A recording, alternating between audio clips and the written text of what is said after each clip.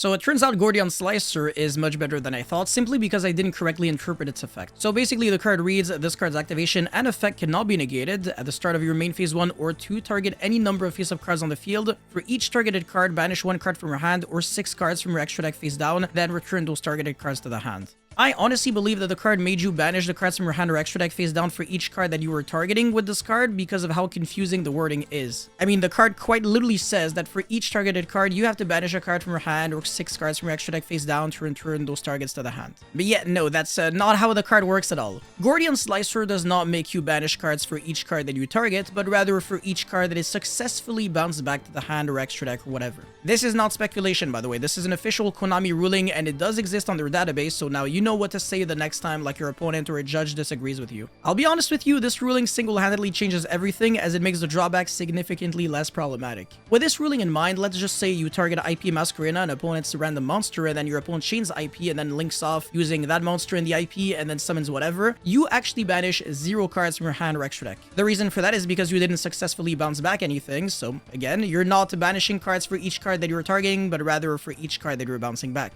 It's really counterintuitive with how the card is worded, so that's the reason why I was confused at first. The card tries to resolve as much as possible, but only in the best possible way for you. This means that even if not all the cards targeted by Gordian Slicer are on the field, it'll still banish the ones that are there, and it's not going to make you pay for the cards that aren't there anymore. With this in mind, Gordian Slicer is not the kind of card you should actually expect to single-handedly break boards, as your opponent can still respond to it. Your opponent can't negate the card, but he can still dodge it with IP Masquerena or Chain Detonator to self-destruct and then revive back with Twins of the Eclipse. And your opponent could also chain Murakumo so that you have to discard a card from your hand, or chain Prayer so that he tributes Murakumo and then it comes back. So in other words, there are several counterplays to this card, but if your opponent does all these weird shenanigans to dodge Gordian Slicer, you're basically paying nothing. Again, this does matter because I initially believed that the card was garbage because you still have to banish, but turns out you, again, do not have to. This means that with basically one single spell card, you forced out a lot of your opponent's interactions and you have to deal with way less. Obviously, you can use Dark Ruler No More instead, but then you can't OTK if you do that, and also you could actually get Dark Ruler No More negated by Fiendsmith Diacere.